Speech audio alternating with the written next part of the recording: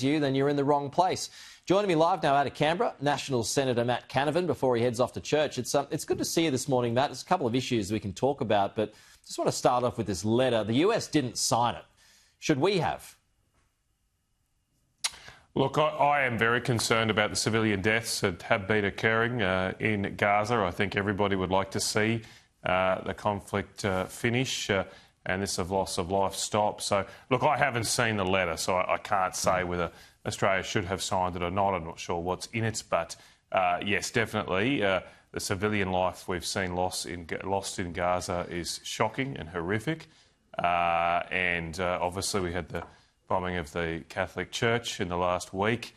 I struggle to see why and how this conflict needs to go on like this. It's been over a year, well over a year now, of almost constant bombing. The images you see from what used to be Gaza just mind-blowing. So, look, I don't know enough, as I say, about the details of this particular story, but all right. Hopefully I think everybody would like to see the conflict finish. All right, so moving on to politics, the season, if you like, it kicks off today. Labor's got a 50-seat majority over the coalition. How are you feeling about things this morning, Matt?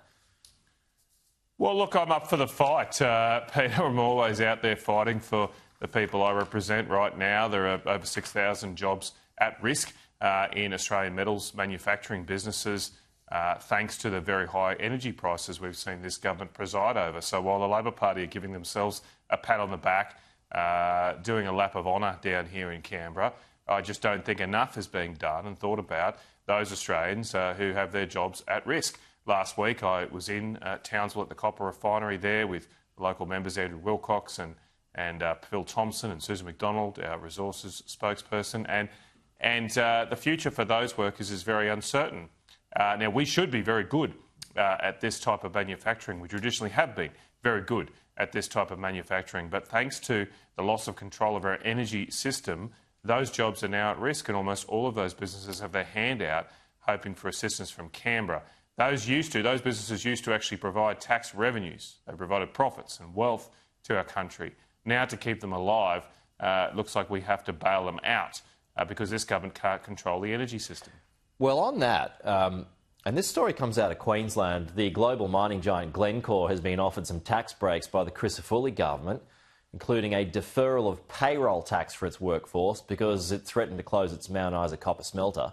What are your thoughts on this? I'm not sure whether it's actually accepted this deal or not, but what are your thoughts on this and if extra federal help is going to be needed here to keep this smelter viable? Look, I'd welcome any support right now. I want to see these facilities continue. I've been talking a lot with the Australian Workers Union. A lot of these jobs are union jobs. I don't want to see them lost. If that copper refinery goes in Townsville and the related smelter in Mount Isa, it would just devastate North Queensland.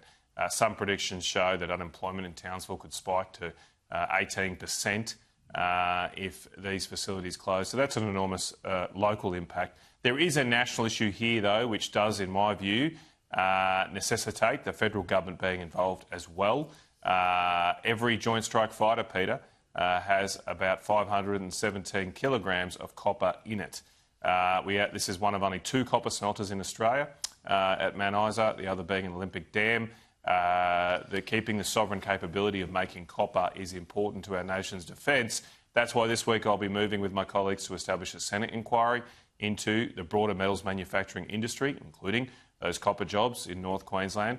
And I hope the government can join with us to at least get to the bottom of what is going on here and hopefully, as I say, also provide the assistance that only governments can to keep these jobs alive. It is interesting that, the offer of tax help by the Crisafulli government, and I wonder if this leads to perhaps a broader question when it comes to the productivity roundtable by Jim Chalmers in a few weeks' time. Would you be submitting, Matt, any sort of tax changes?